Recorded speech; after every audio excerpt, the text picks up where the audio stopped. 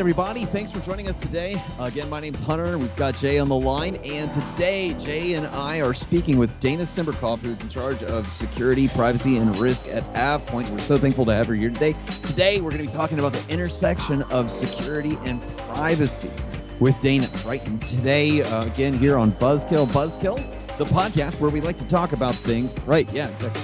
We like to talk about the things that's kind of unpopular for people to talk about in the IT world, right? The change management, security, things like, adoption when it comes to like projects and successful implementation of IT, the things that are like harder around, training. Does he like breathe? That. I don't think It's even hard to just get through all of the topics that we cover on this thing. So it's great. So security really falls in line with this because it has so much more to do than just like, hey, you've got security turned on your products, right? If it was that simple, then everything that we're talking about and everything we see in the news wouldn't be happening, right? It's a lot more nuances than that. It's important for users. It's important for IT. And the software and technology is important that you use, but it's certainly not the end-all be-all. So we want to start by, again, thank you, Dana, for joining us today. She's very busy, and we really appreciate her time, and we want to let her introduce herself. Tell us a little bit about yourself today, Dana. Sure. Well, thanks so much for having me today, guys. It's a pleasure to be here with you and your viewers. And just to start off, are you telling me I'm not part of the Cool Kids Club? Is that You're what already you in. mean? No, you've got a I plaque mean, on your way. Just want to make we sure. think of you as part of the Cool Kids Club, but that's not saying much from Okay, yeah. us. I mean, what I've heard from other colleagues is that, privacy is often thought of where IT goes to die, and Mhm. that security always leads with no. So my sort of mantra in doing this job for AvePoint is that our job is to say yes, I and love it. and to say yes, and this is how we're going to help you do what you need to do, right? I think Not that's fantastic. Yeah. not yes, Yeah. but yes and, right? Yes. Yeah. Yes. So Fantastic. Yes. a little bit about me. I have been with AvePoint since 2012, but I've been working in the field since about 1996 when I graduated from law school. I'm not a practicing attorney. I'm not even a recovering attorney. But I work very closely with the legal team at AvePoint, along with my team, on helping to manage and mitigate regulatory risk, compliance risk, security, and privacy risk. Um, I think it's in the time that I've been working, which is obviously a very long time in this field, I have seen it change very, very much over time. You can imagine that at the time that I really began my career in technology, things like websites were static HTML pages, and commerce was only very much beginning on the internet. There were no really, there were mobile devices, but got to tell you, we had just gone slightly past, car phones that were in a bag, Yes. which you guys probably never even experienced, but, I remember that. okay, okay. Well, good to know. I date myself often with these kinds of, stories, but it's really changed quite a lot. And I learn something new every day. So that's, Yeah. that's what I do. No, you've been with AvePoint for almost 10 years, doing a lot about compliance and security, Mhm. and more recently, at least more recently in a more public way, the privacy side. I know that you've been running like the work we do with Appia and such. Mhm. What draws you to the privacy side of this work? Well, I've actually been working on privacy both before AvePoint and then since joining AvePoint for many years. I'm actually one of the, I think, earlier members of the International Association of Privacy Professionals.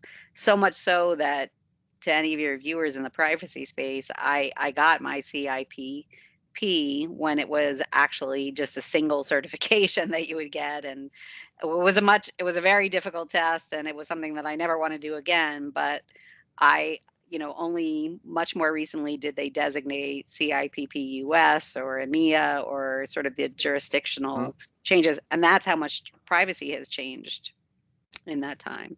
And when I began working in privacy, again, it was for a project with a customer that had concerns about their website privacy issues. And at that time, again, it was a simple HTML website, but they still had concerns about things like cookies, which we still have concerns about today, by the way, because Yes. cookies have changed a lot too. Yeah. Um, and what I think is really interesting about privacy is that it's personal. Privacy impacts really 100% of the population, unless you are living off the grid and Hmm. have no technology and have no interaction with, people Yeah. outside of your family. So there are a few people in the world that may fall into that, living in very remote places and, with no technology. But for most of the, I would say, most of the world and most of the people in the world, privacy is going to be important to them, whether it's yourself, your business self, your children, your parents, your grandparents. Um, Data has become the new currency of our digital economy, Hmm. and as such, it has value. And currency, money, has to be protected. It has to be taken care of. It has to be saved. It has to all think about all of the things that we do to protect money. That's the Right. way that I think we need to think about data and privacy. Yeah, we've been talking about data as the new currency for a few years now that I can think of, and so it very much, I very much feel that also. We have to, all the conversations I have with our customers, it's about how are you containerizing your data, how are you protecting your data, how are you making sure only the right people within your organization even can see that data when it happens. Um, and from a privacy perspective, you've mentioned the regionalization of privacy laws. I literally picked up the newspaper off my driveway this afternoon and saw that Governor Northam in Virginia passed a new Hmm. privacy policy. I didn't even realize we were looking at that. So Yeah. it's a space that's really changing a lot very quickly, isn't it? And almost daily. I mean, it's difficult, I guess it is sort of job security, but it's difficult that because it changes so frequently, it's one of the very few areas I think in the regulatory environment where laws are changing rapidly and where there is so much unknown. I mean, typically changing a law or changing a regulation has taken years, if not decades. I mean, we know we have laws on the books that are quite old, and it takes a long time to change them. But because I think in great part of the rapid advancement of technology, we've had to change laws quickly and adopt new laws. I think it's likely that we'll see a lot more, many more state privacy laws coming up. There are many more privacy laws that are emerging around the world. And at some point, I think it's highly likely that we will have a US federal privacy law too in Well, the yeah, not so near, not so distant future. and we've kind of seen the buildup for this, right? Everything that's going on with like Facebook and the other internet companies, but Hmm. also, with COVID, there's been this massive like pedal to the metal acceleration of digital transformation and all these Hmm. things that are then all the pains and great collaboration and other things that come with it. But how has that affected like the work of the privacy industry? What are the kind of squeezes that you're seeing as a result of that, right? Well, I mean, so I think there are a couple of different issues. One is that COVID and the almost instantaneous push to a remote workforce has caused many companies that were carefully planning their cloud strategies to have to jump headfirst into the cloud, Yeah. ready or not. So rather than implementing their 2-year, 3-year, 5-year plans of slowly making a transition and training their users and cleansing their data, it was just all in. Guess what, guys? You're working in the cloud now. Yep. And while I think that there are many business benefits to that, I mean, gosh, AvePoint has been cloud enabled and we've had the ability to do that for years, which made our transition to the COVID work environment a lot simpler, I think, than many of our industry peers. For our customers, it's been incredibly challenging because many of their policies and procedures were written for office-based systems and examples, Hmm. and for a very different type of work environment. So that has been one of the issues, that rapid acceleration into the cloud without necessarily proper governance or controls in place. Right. And for many of those companies, it's also been very difficult to do the kind of privacy by design or that privacy impact assessment or the real risk analysis on those systems on that transition, before it happened. It wasn't done, I think, in many cases in the way that a company would have done it had they had the time to properly plan and implement it. That being said, at the same time, with employees working from home, that creates a number of privacy conundrums. One, you're not working in a formal work office space or environment. Mhm. Two, you may be working at home with your family. It could be your spouse who's also working at home. It could be your children. It could be extended members of your family. You don't have the same concept of privacy Yeah. and sort of a containerized workspace. Now, open office aside, right? I think we all have grown accustomed to having a conference room we can work in, a place where we can close the door. Gosh, some people are having to share computers Yep. or help Yeah. their kids with, remote learning while they're working. And Yep. so, again, the concept of having private conversations or protected conversations becomes a lot more difficult when you're in that work at home environment. And then finally, I think the third really critical piece is that there has been, because of health issues, because of the pandemic, our sense of privacy has changed. If you think about the amount of information we now have to give without a choice Right. to the government, to retail shops, you have to give your phone number if you go into a restaurant and your name Yep. so that So, they can contact you if something happened. You have to have your temperature taken to walk into some buildings. yep. Where does that information go? How long is it being stored for? How is it being protected? Those paper sheets that the restaurants write your name and your cell phone number on, how do they archive them and destroy them, right? How often do they do that? Who has access to them, right? I'm These are sure the things, the yeah. hostess is very concerned with life cycle management of your data. I'm certain that that's always the case, right? Exactly. And if we weren't in the situation we were in, we Yeah. would never give that information. We That's would right. never give the private information of our children. We would never agree to let them sit on Zoom conversations that could be Zoom bombed Yep. or, have Google Classrooms conducted by teachers that don't really know how to design Yeah. privacy and security into those classes. So, well, Dana, let me ask you: if you had to pinpoint like the biggest obstacles to security and privacy for organizations, what do you think? Like from the organizational standpoint, what do you think the biggest obstacle to combating these privacy concerns is? I have always been a big believer that you have to say what you do what you say, and be able to prove it. And Hmm. I think one of the biggest challenges for companies is going to be able to demonstrate that their policies reflected a change in their conditions and that they implemented procedures, even if retroactively, to Yeah. address any privacy and security issues.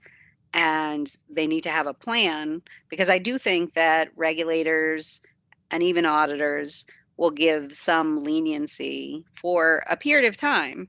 And they'll understand that things have not been, normal Right. Right. Right. anywhere in the workspace. Um, but that won't last forever. And I think there's going to be a lot of cleanup that has to be done. I think there will be, some acceptable period in which you can have a slightly more relaxed environment, but not for long. I think it's going to be, going to be critical for companies to get that addressed as quickly as possible. Yeah, it's really interesting. As at the beginning of the pandemic, I did a presentation for the New England Regional Records Managers Group, a group called ARMA, and I did a presentation for them on just how do you work remotely, because they were all records managers who have never had the opportunity to work remotely for any period of time, because, well, I mean, traditionally they're used to paper, and Hmm. even post paper as a primary thing, the concept of records being transient and being able to be wherever and accessed by whomever, wherever those people are, is really scary to those to that group of individuals. And one of the things they were struggling with was, you know, in order to support this work from home thing, we spun up Office 365, we spun up Google, we spun up Box, and we have no way of controlling what content is where and accessed by who. It's really scary for them from a record standpoint, let Mm. alone the privacy side, where there are a lot of really serious regulatory concerns to affect that. Yeah, agree. I mean, again, I would say there are ways to control that in the Hmm. cloud. They just didn't have time to do Correct. the proper planning. And I think again, what the impetus is going to be is to go back and look at this. I assume that many of the companies who move to the cloud will probably at least stay in the cloud partially, if not completely. Yeah. I don't think we are going to see the end of this entirely. I mean, I would love to, be able to get back to life as we knew it before. I don't think it will ever necessarily be exactly the same. And I think that companies that have moved to the cloud probably see the benefit of the cloud. And Hmm. instead of just reverting back to what they did previously, they'll probably, have some kind of a hybrid, may return to the workplace. I think that we are all looking forward to that. Yes. But, likely will still have, Office 365, Box, Google, whatever enabled. What they can do retroactively is do some, evaluation of what kind of content was put out there, how the containers were created, apply governance, both, sort of draw a line in the sand and plan any, systems for net new content and net new collaboration spaces, and then look back retroactively at the content that's already there and get it cleaned up. And that will be what will have to happen. And then they'll have to document the risks, Yeah. right? They'll have to say, this was a pandemic. We had to act, to keep our business operating. We assumed some risks, Hmm. took some risks, and Yeah. hopefully nothing was exposed that shouldn't have been exposed. But Yeah. I do believe 100% that it is possible to operate in the cloud with good security and privacy controls. It just takes some time and effort and planning. And that goes back to what you said at the beginning of the conversation, right? It's like everybody associates this with a no, but if you have to keep operating, there has to be some, like, because you can't just turn everything off to be secure, right? Like there has to be some level of acceptance of it to continue operations in this environment. But 100%. And, I mean, people find a way to do their job the right way or the wrong way. And I right, think exactly. that, what we learn in the security space is that, I mean, people tend to default to the simplest, easiest way to do their job, whether it's the best practice for security and privacy or not. So our job really is to make it simpler and easier for people to do things the right way than it is to do it the wrong way. And so you want to set up policies and procedures and controls that encourage people to do things properly and discourage them from not Yeah. doing so, because they will. I mean, they Yes. definitely will, right? If you make it too hard to do something in an approved system, they're going to turn around and find another way to do it, which Yep. you don't have insight into, and you don't want that. So Yeah. go ahead, Go Jay. ahead, Hunter. No, you go ahead. I was just going to say, so we all work for AvePoint, and I really enjoy working for AvePoint because those are the types of tools we bring to the You table, right? have me, right? Yeah. Yeah, right. I How mean, can we go because we wrong? have you. But I mean, like I don't know if you still do, but you ran like our compliance guardian tool for a while, and I loved you said it in this earlier in this conversation. To say what you do what you say, prove it. Like that is what we talk about when we bring compliance guardian to a customer. Is Mhm. look, have your policy. Here's how you implement it, and here are all the reports to verify that you have done what you were going to do. On the record side, the disposal report that we have that shows what's going to be disposed of, and the verifiable justification that you can get with that. And then on the governance side, that I really like your idea of drawing, a line in the sand, saying, okay, from this point forward, we are going to use these controls to manage everything. Mhm. And then we're going to take some time, like we're not going to be done there. Now we're going to take some time and go back and look at things. And I think that puts AvePoint in a really fun space because we have those kinds of tools to assist with how do we govern this? How do we build controls around our Mhm. workspaces to make sure that only the right types of data go in here, that only the right people see this type of data, et cetera. Yeah. Yeah, and not only do we sell those tools, we use those tools. Yeah. So, Yeah. Yeah. you know, Exactly. Yeah. we use, our own governance tools to set up and request, team sites and those kinds of things, different collaboration sites that we need. We use our compliance guardian tool and then our ERM subset, the risk management part of that tool, to manage incidents, vendors, third-party risk assessment, classification of information. I mean, a whole gambit of things that would be very difficult to do without automation to assist, at least with low-lying fruit. And I'm not one to say that technology is a magic pill. Right. It needs to be used, with understanding and properly, but it does create an extraordinary amount of assistance in that it creates a repeatable process. It can address low-lying fruit, and it lets your IT administrators, security officers, privacy officers, whoever the people are that need to evaluate and address risk and productivity and confidentiality and availability, it lets us focus our attention on areas that require human evaluation. Even to the point where they create incidents that humans can inspect and determine as being, sensitive or not sensitive, events or non-events. So they are, I think, great. And they also allow us to, embrace a multi-cloud strategy as needed as well, because, Yep. they work across multiple systems and multiple environments. And I think that's terrific as well, and terrific for us. Well, Yeah. so talk about some of the other systems though, moving away from the technology as people have adapted to COVID. We've had a couple of conversations about how you had like a telehealth company that you were talking about that was implementing like test systems for their doctors and kind of going back through and auditing their process. And that was a really, really interesting use case. And it's an example of like an organization that's had to make this COVID shift, but they're having to go back and kind of like, okay, we did it, we're still operational, but now let's go make it secure, right? Oh yeah. I mean, I can reel off many, many examples of companies that have made Please do. changes. Well, I'll tell you who they were.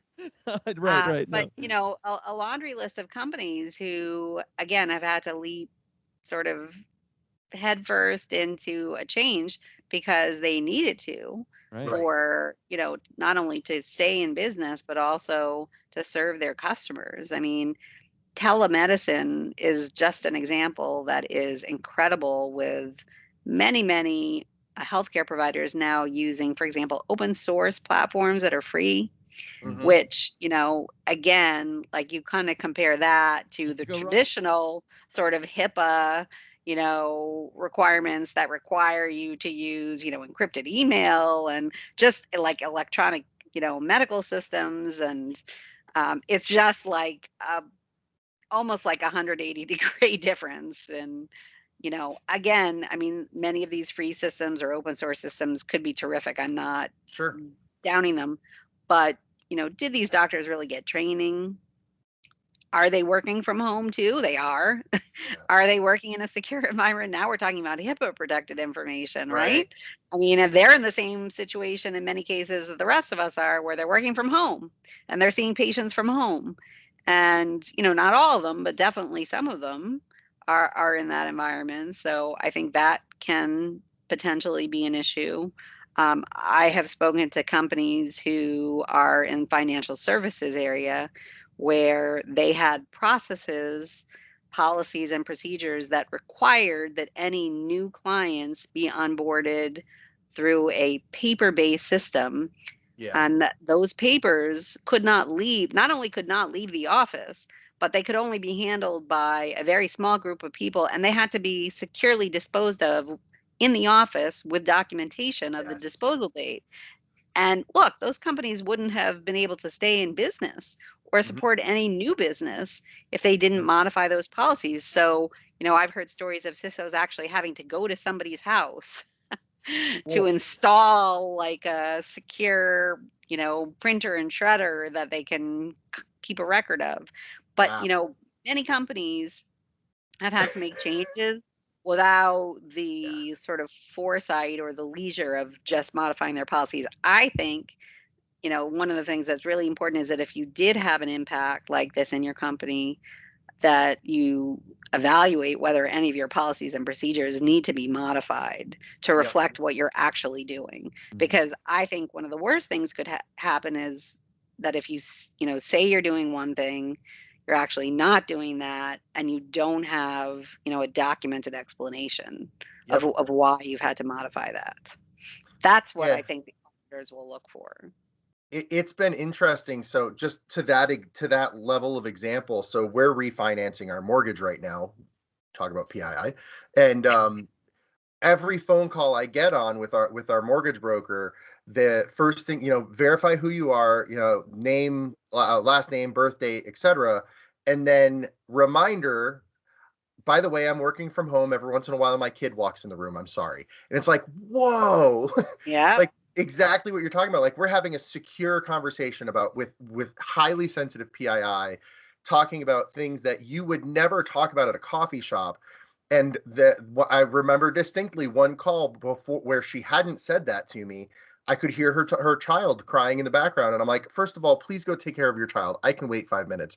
And second of all, what is happening right now? And I remember specifically on one of the calls too, is I had to give credit card information for a transaction that was happening on it. And she's like, just a moment, I'm going to hand you over to, we have a new system since we're working from home. So you give your information to the system, it verifies it, and then it passes you back to me. So I never have to have your credit card information. And so it is interesting to see the policies that are happening, because with another company I was dealing with, I had to call a different number to talk to a different human who was in the call center, who I could give the information to, but I couldn't finish the transaction with the person I was on with, who was working from home. So it is really interesting to see how these policies are changing, how the technology is supporting it. And yeah, it's kind of a crazy time right now. Yeah.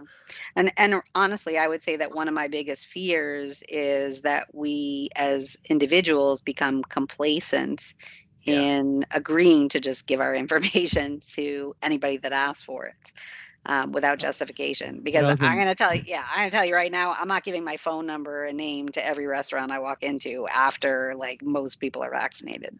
That's just not customer service, and people would call us and just be like, hey, okay, so my social security number is to look up my account. I'm like, we don't have your right. And I would tell them like, don't give me your don't do that.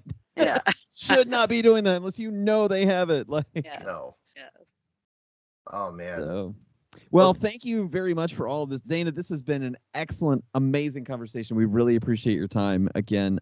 So this discussion around like security, privacy, COVID, everything that's happening, it's so relevant. And we didn't dive too much into like specifics around change management, but we covered so much of what's going on right now and the challenges that organizations are facing. And it's been a really wonderful conversation. So thank you so much for all these examples and everything that you've seen and discussed here. Yeah, my pleasure. It's a great opportunity, and I think you can see why I'm passionate about it. I'm very lucky.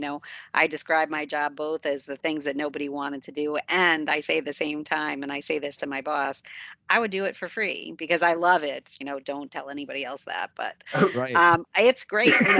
I'm very fortunate to have a job that I love to do. Yeah. And I think that makes all of it worth it. It is really. I just want to say, too, that I am supported by a magnificent team, the privacy security risk team at AvePoint.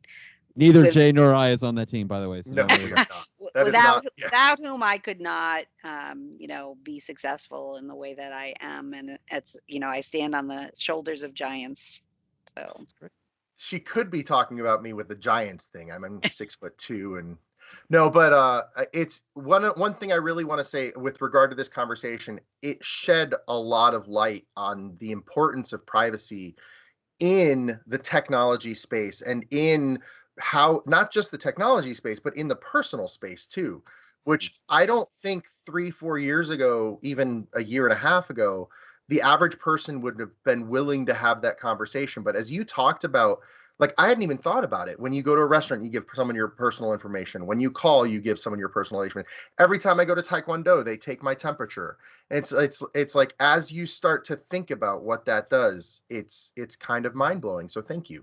You're welcome. And I will say really quickly that, you need to think about not only the one restaurant that you're giving your data to, but, where is this data going and Yeah. how can it be combined with other information to create a profile about you Yep. that may follow you or your Yes. kids or whomever, Yes. for a long time after this. And the last thing that I would like to say is, in addition to my team, the management team at AvePoint, and in particular our CEO, TJ, has been such a personal, passionate advocate for the importance of privacy and security. I think that top down support, as well as our GC, Brian Brown, creates a tremendous opportunity for the company to really be a leader in the space and to really invest in this space, which I think is incredibly important. Yeah. All right. Thank you. Thank you. Yeah, this has been amazing. Really, really All great. right. Thank you, Dana. Well, a pleasure, guys. Thanks for having me.